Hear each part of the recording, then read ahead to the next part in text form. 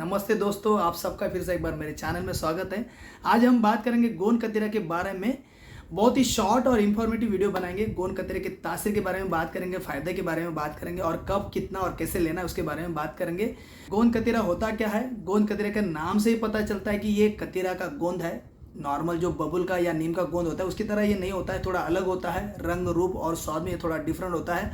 अगर हम रंग की बात करें तो ये थोड़ा सा डल और क्लियर और मिल्की वाइट या मिल्की गोल्डन कलर का होता है, मतलब सफ़ेद कलर के आसपास, या गोल्डन, थोड़ा सा हल्का सा गोल्डन कलर का होता है।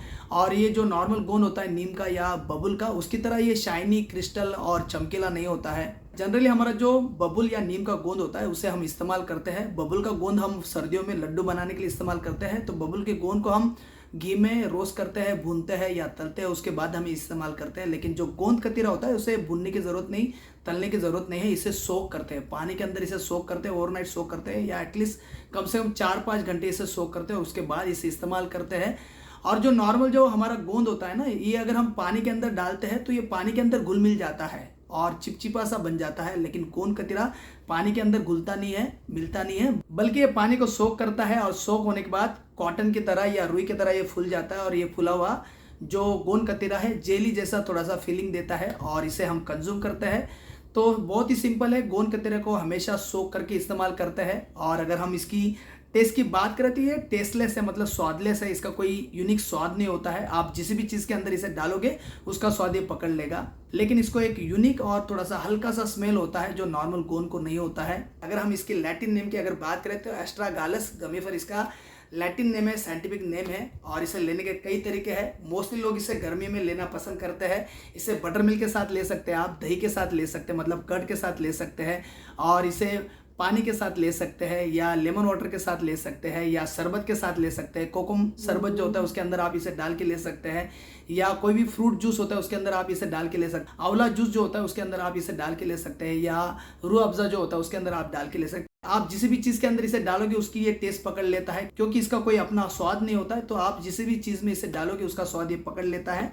गोंद कतीरा को विंटर में या सर्दियों में लेना थोड़ा अवॉइड किया जाता है, लेकिन इसे गर्मी में लेते हैं। अगर आप इसे गर्मी में लेते हैं तो ये हमारे शरीर को ठंडा रखता है, कूलिंग इफेक्ट देता है, क्योंकि इसकी तासीर ठंडी होती है। ये हमारे शरीर को सिर्फ ठंडा ही नहीं रखता, बल्कि हमारे शरीर के अंदर का जो कमजोरी इसको ये मिटाता है, मतलब कमजोरी कम करता है। और साथ में हमारे पुरुषों के अंदर जो सीमन का इशू होता है, मतलब सीमन प्रोडक्शन ये बढ़ाता है, सीमन को बढ़ाता है।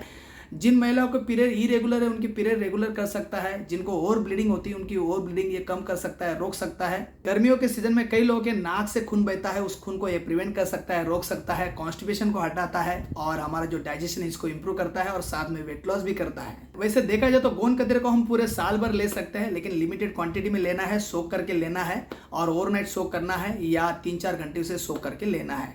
और अगर आपका शरीर अंदर से ठंडा है तो सर्दियों के मौसम में आप इसे हो सकता है अवॉइड करें या कम से कम ले। लेकिन अगर आपका शरीर अंदर से गर्म है और अपने शरीर को आप ठंडा रखना चाहते हैं, डिहाइड्रेशन से बचना चाहते हैं, एनर्जी बढ़ाना चाहते हैं और अपने शरीर के अंदर की गर्मी को कम करना चाहते हैं, तो आप इसे गर्मी के मौसम में ले सकते हैं। बहुत ही आसान है, अपने शरीर को समझो और इसके बेनिफिट उठाओ। और इसे हो सके तो दिन में लेना है, रात में अवॉइड करना है। अगर आप रात में लेना चाहते हैं तो सोने से पहले आप इसे ले सकते हैं, लेकिन भरपूर पानी पीना है, ढेर सारा पानी पीना है, क्योंकि ये पानी को सोक करता है।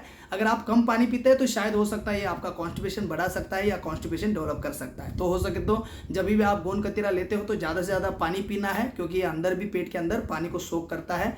और इसे मिड मॉर्निंग में ले सकते हैं, मॉर्निंग में ले सकते हैं। मॉर्निंग में आप इसे एम्प्टी स्टमक ले सकते हैं। इवन आप इसको चिया सीड के साथ ले सकते हैं या सोक सब्जा सीड के साथ ले सकते हैं। बहुत ही अच्छा बेनिफिट देता है और बहुत कम से कम लेना है। मैंने पहले भी कहा कि सोक फॉर्म में अगर लेते हैं तो लगभग आधा चम्मच, मैक्सिमम 1 चम्मच आप इसे ले सकते हैं किसी भी लिक्विड के साथ। अगर आप इसे ड्राई फॉर्म में लेते हैं तो शायद हो सकता है साइड इफेक्ट बढ़ सकता है। तो इसे हमेशा सोक फॉर्म में लेना है। और मैं आशा करता हूँ कि आपको मेरा वीडियो अच्छा लगा होगा और बहुत जल्दी मिलेंगे एक ऐसे वीडियो के साथ। सो ईट हेल्दी, बी हेल्दी।